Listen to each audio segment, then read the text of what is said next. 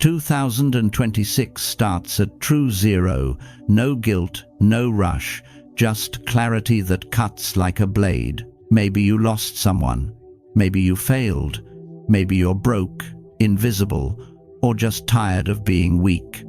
Everyone else is celebrating fresh starts, but you? You're wondering if you even deserve one. Here's the truth they won't tell you. Starting from zero is your only real advantage, and by the end of this, you'll know the one mental move that makes you untouchable by December. This isn't motivation, this is reconstruction. You're going to learn how to turn emptiness into authority, how to build a year so disciplined, so focused, that people won't recognize you by spring. If you ignore this, 2026 becomes 2025. Same excuses, same regret, same weakness disguised as bad luck. But if you apply what's coming, you'll end this year calm, respected, and mentally unbreakable. The Stoics had a principle, amor fati, love your fate. Not because it's fair, because it's yours. You don't start from zero by wishing it were different. You start by accepting that this is the position. No story, no victim identity. Just, this is where I am, and I move from here. That shift from why me to what now is the first act of power. Everything else builds on it. Move 1. Burn the escape routes. New Year's Day. Everyone's making promises. You need to do something different. Most people say, I'll try to work out. I'll try to save money. They leave the door open. They pre-negotiate their own failure. You don't. Here's what you do. Write down the 3 behaviors that destroyed 2025. The real ones. Sleeping in, avoiding conflict, scrolling for hours. Whatever yours are. Then say this out loud. I don't do that anymore. Not, I'll try. Not, starting Monday. You're announcing a death. That version of you is gone. This works because your brain believes declarations more than wishes. You're not motivating yourself. You're issuing an identity command. But here's the part most people miss. Move 2. Choose one enemy. You can't fight everything. If you try to fix your body, your career, your relationships, and your mind all at once, you'll collapse by February. The Stoics called this premeditatio malorum, anticipating obstacles. But the real wisdom is narrower. Pick one dragon. Most people fail because they're fighting 5 battles. You're going to win 1. Sit down, ask yourself, what single weakness, if removed, would change everything else? Is it your lack of discipline, your inability to say no, your addiction to distraction? Name it. Write it down. That's your 2026 enemy. Every decision you make this year gets filtered through one question.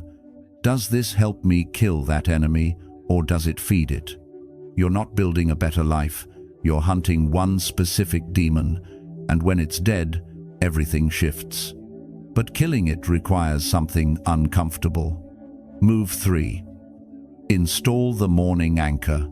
Here's what losing looks like. You wake up and immediately check your phone. Someone else's emergency becomes your mood. You're reactive before you're even awake.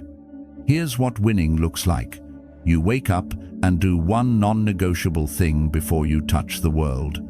It doesn't have to be 2 hours of meditation. It can be 10 push-ups, 1 page of reading, 5 minutes of silence. The Stoics practiced this as praxis, deliberate action that shapes character. But here's why it works psychologically. That first act is a vote. You're voting for the person you're becoming. Every morning, you're either voting for discipline or chaos. Most people lose the day in the first 10 minutes. You're going to win it there. Do this for 7 days and you'll feel it, a quiet shift. You'll stop negotiating with yourself. You'll stop needing permission. But there's a trap waiting in week 2. Move 4. Expect the void. Around day 10, you'll feel nothing. No inspiration, no progress, just repetition and silence. Most people quit here. They think, this isn't working. They go looking for a new system, a better hack, a different plan. That's the test. The Stoics knew this. Marcus Aurelius wrote, "The impediment to action advances action. The boredom is the work." You're not supposed to feel good yet. You're supposed to feel nothing and keep moving. Here's what you do. When the void hits, say this internally. This is where weak people turn back. Then do the thing anyway. You're not chasing feelings. You're building immunity to your own excuses. And the people who make it through the void, they become a different species by March. But even that won't protect you from the next threat. Move 5. Guard the new identity. You're 2 months in. You've changed. You're calmer, stronger. People notice. And some of them will try to pull you back. Not because they're evil, because your growth makes them uncomfortable. It reminds them of their own stagnation. They'll say, "You're different now. You're too serious. Remember when you used to be fun?" What they mean is, come back down. Stop making me feel small. Here's the Stoic move. You don't argue. You don't explain. You don't defend your transformation. You just smile and say, "Yeah, I'm working on some things." Then you change the subject. This is called eudaimonia flourishing. And it requires distance from people who need you to stay broken. You're not cutting them off. You're just refusing to audition your progress for their approval. But there's one person who's even more dangerous than them. Move 6. Starve your old self. Here's the quiet war nobody talks about. Your old identity will try to come back. You'll have one bad day, one failure, one moment of weakness. And a voice will say, "See, you're still the same. This whole thing was fake." That voice is your old self trying to survive. The Stoics called this fantasia false impressions, thoughts that feel true but aren't. Here's how you kill it. When that voice shows up, don't fight it, just observe it. Say internally, "That's the old version talking. I don't listen to him anymore."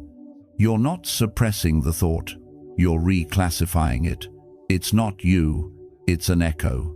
Do this enough, and the voice gets quieter, not because you won, because you stopped feeding it attention. But all of this, every move so far, depends on one final principle. Final principle. Build in secret. Here's the move that makes you untouchable. You stop announcing your plans. No posts about your goals. No updates about your progress. No explanations about your transformation. You just disappear into the work. The Stoics practice this as apatheia, freedom from the need for external validation. But the modern application is simpler. Silence is power. When you talk about what you're building, you leak energy. You get dopamine from the announcement, not the accomplishment. You invite opinions, doubts, and sabotage. But when you go quiet, something shifts. You're no longer performing growth, you're living it.